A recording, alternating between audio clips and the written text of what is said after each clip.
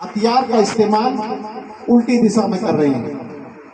बहुत सारे लोगों के दिमाग में ये वहम पल जाता है कि ये भारतीय वीर दल के 8-10 लोग पता नहीं क्यों इतनी बड़ा संघर्ष कर रहे हैं, इतनी बड़ी ऊर्जा को खर्च कर रहे हैं। साथियों, ये लड़ाई इन 7-8-10 लोगों की नहीं है। यहाँ पर ये आपके आने वाली पीढ़ियों का मान और सम्मान की लड़ाई है।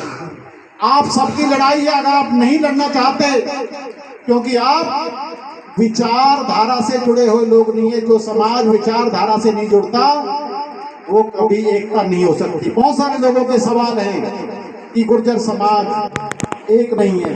मैं कह सकता हूँ एक कैसे हो सकता है। सामाजिक स्तर पर हम अपनी बहन के, बेटी के रिश्ते, बेटा के संबंध जोड़ने के लिए समाज में जा रहे हैं, क्योंकि हम सामाजिक रूप से एक हैं।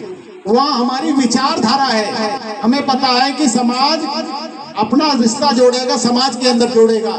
वो हमारे पूर्वजों ने एक विचारधारा तय की थी, सामाजिक रूप से उससे बंधे हुए हम। मगर राजनीतिक रूप से समाज कभी इकट्ठा नहीं हो सकता जब तक उसके पास एक विचारधारा नहीं हो, एक विचार नहीं हो। थोड़ी देर बाद अभी यहाँ से एक बड़ा बाजा आएगा बड़ी पार्टी का, हम उसी से प्रभावित हो जाएंगे।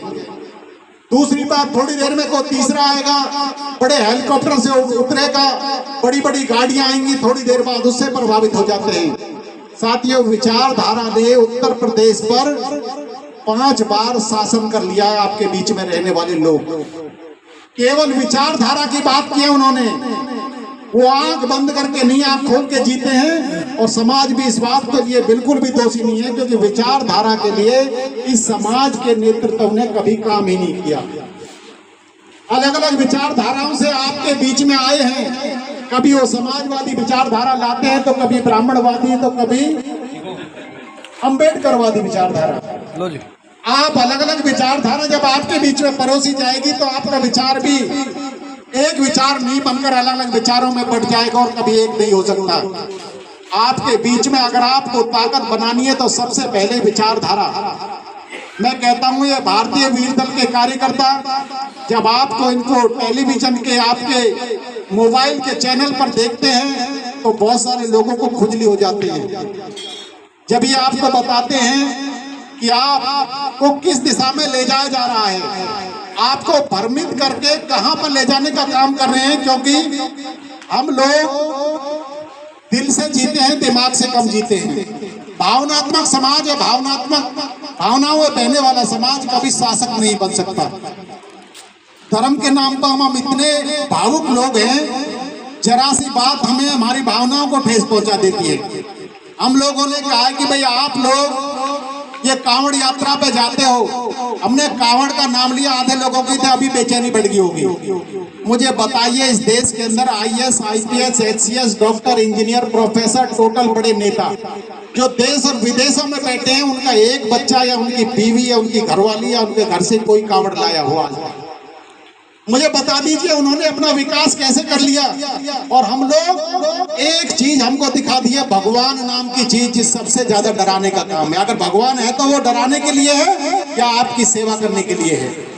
साथियों, आपको इसी तरह के सैकड़ों कामों में उलझाया हुआ है, आपको डराया हुआ है। डरा हुआ समाज कभी शासक नहीं बन सकता। आपको भारतीय वीर दल के ये कार्यकर्ता एक दिशा देने की बात कर रहे हैं। अभी हमारे लिए सत्ता बहुत दूर है, सत्ता की लड़ाई हमारे लिए बहुत दूर है, मगर हम विचारधारा खड़े करने की बात करते हैं। मैं कहता हूं, हमारी विचारधारा में के साथ जितने लोगों तक हम लोगों ने अपनी आवाज को पहुंचा दिया है, निश्चित तौर पर प्रभावित करके आज मैं कह सकता हूं हर क्षेत्र में सैकड़ों लोग हमने खड़े कर लिए हैं। अब दिक्कत यह है कि हमारे साथियों ने आगे काम नहीं किया, तो विचारधारा आगे नहीं बढ़ी। मैं कहता हूं, निश्चित तौर पर इस देश के अंदर, क्या इस प्रदेश के अंदर आपके बीच में बैठा हुआ जो समाज है वो शासक वर्ग बन चुका है।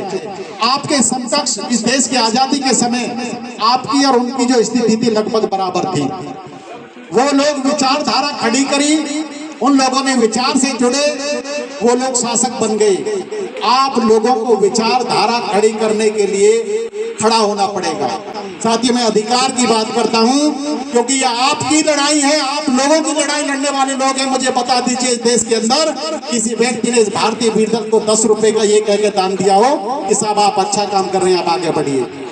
ये तमाम लोग, तमाम कार्यकर्ता, ये लोग अपने पूर्वजों के सम्मान की लड़ाई के लिए इस देश के कोने कोने में विचारधारा खड़ी करने की बात कर रहे हैं। आप लोग सत्तासीन बनने के लिए बहुत बड़ा संघर्ष और बहुत बड़ी कुर्बानी देनी पड़ेगी आपकी आने वाली पीढ़ियों को।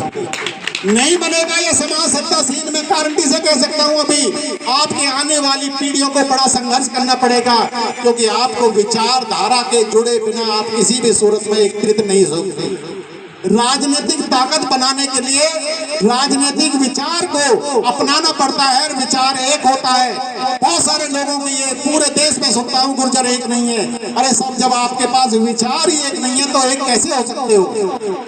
आप कितनी भी गाथाएं गा लो, कितनी भी कहानियां कर लो, जो नेता हुर्रेबाजी सिखाता है, गाड़ियों पर खड़े हो गए 50-50 गाड़ियों की काफिला निकालना, उसको आप नेता समझ बैठे हो।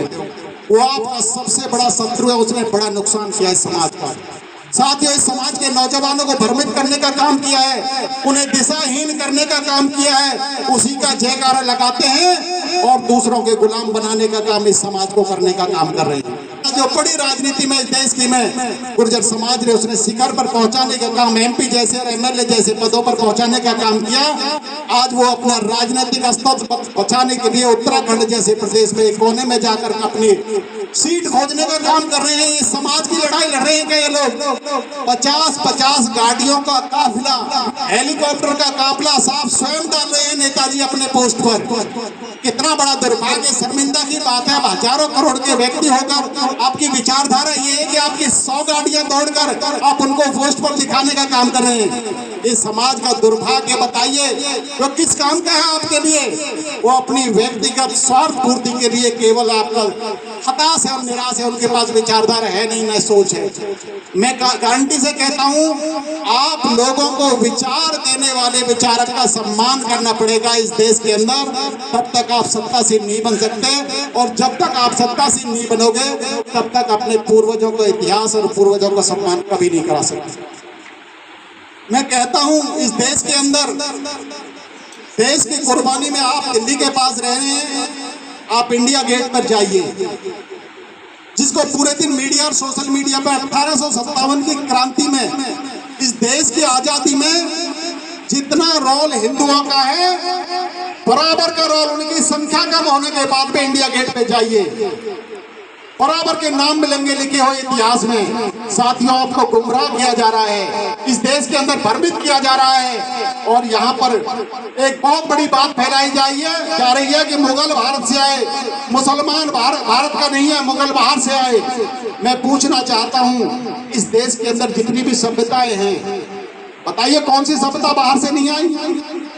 पहले तो कोई बॉर्डर नहीं थे, केवल यहाँ से पशुओं को लेकर 1 से हजारों किलोमीटर तक निकल जाते थे, कोई बॉर्डर नहीं थी, कोई बाउंड्री नहीं थी। क्या आर्यंस भारतीय हैं? मुगलों से पहले, मुसलमानों से पहले, अरबों से पहले तो यहाँ पर आर्यंस का आगमन हुआ। क्या भारत में आए थे, आगमन भारतीय हैं? तो मैं कहता हूँ, भारत का बनना तो विभिन्न सभ्यताओं का आगमन इकट्ठा हुआ और तब एक भारत बना है, सुंदर गुलदस्ता बना है। यहाँ पर सवाल उठता है, कभी हम मंदिर के नाम पर, कभी हम मस्जिद के नाम पर, कभी हम गुरुद्वारे के नाम पर लड़ रहे हैं। साथियों, ये गुमराह करने का काम चल रहा है इस देश के अंदर। आज देश के प्रधानमंत्री उंगली पर नचाने का काम, बड़े बड़े चद्दर चढ़ाने का काम पीर पर देश के प्रधानमंत्री उत्तर प्रदेश के मुख्यमंत्री करते हैं। किसके इशारे पे कर रहे हैं? वो जो ताकत बैठी है, वो देख तो कैसे उंगली पर नचा रही है। वो जो कभी टोपी का हाथ नहीं लगाने दे रहा था सर पर टेकने के लिए, वो व्यक्ति पीर पर चद्दर चढ़ा रहा है, हर गांव पर चद्दर चढ़ाने का काम कर रहा है। वो बड़े बड़े शेखों से जाकर उनके गले मिल रहा है। उनके पास सारी कमजोरियां इन लोगों की, केवल मूर्ख बनाने के लिए हम लोगों को राजनीतिक हथियार, हम दिल से नहीं साहब, थोड़ी तीखी बात है, लेकिन आप लोगों को बहुत ही कुटिलता से जीना पड़ेगा। अब दिल से नहीं काम चलने वाला, अब दिमाग से इस लड़ाई को लड़ना पड़ेगा। इस देश के अंदर जो शासक बैठा है, मुट्ठी भर लोग हैं, मगर वो कुटिलता से जीते हैं। आप अपने भेद को, अपनी बात को सार्वजनिक रूप से सभी के सामने इस तरह से शेयर कर देते हैं।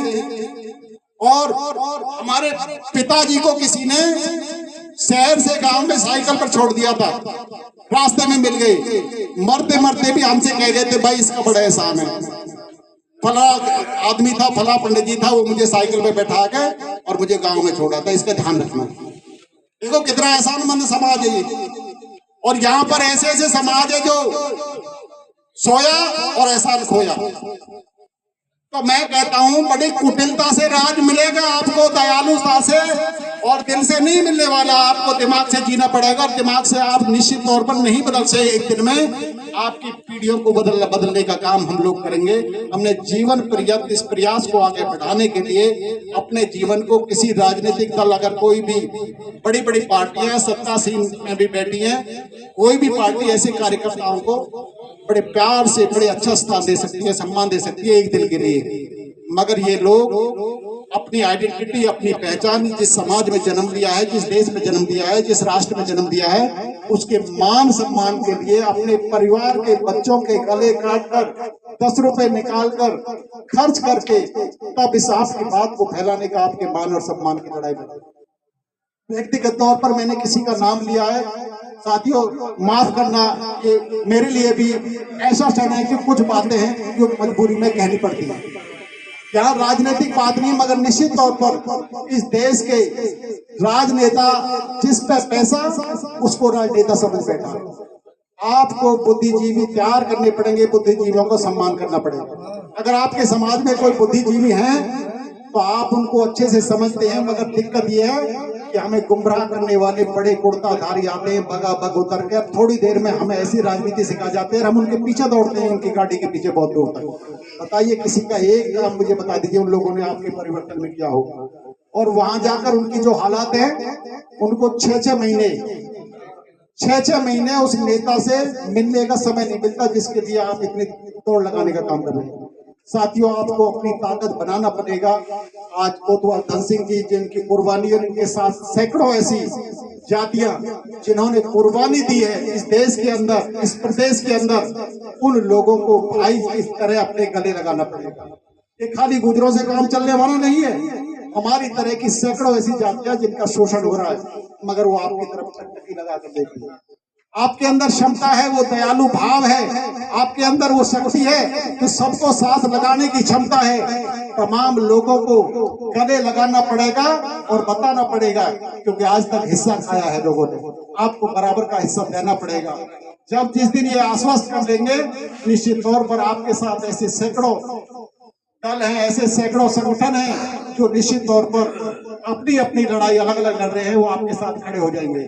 साथियों बहुत लंबा समय हो गया, आप तमाम क्षेत्र के जितने भी गणमान्य यहाँ पर बैठे हैं, मेरी आप सबसे अपील है कि भारतीय दल को राजनीतिक दल नहीं, ये एक विचारधारा है और विचारधारा आपको खड़ी करनी पड़ेगी।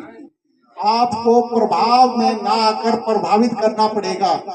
आज यहाँ जितने लोग बैठे हैं, निश्चित तौर पर एक नेता बता दीजिए जिसने किसी का व्यक्तिगत फायदा किया हो। केवल और केवल हम लोग उनके प्रभाव में इसलिए आ जाते हैं क्योंकि हम उनके धन की बैकग्राउंड को देखते हैं, कितना ताकतवर है। धन से ताकतवर नहीं है।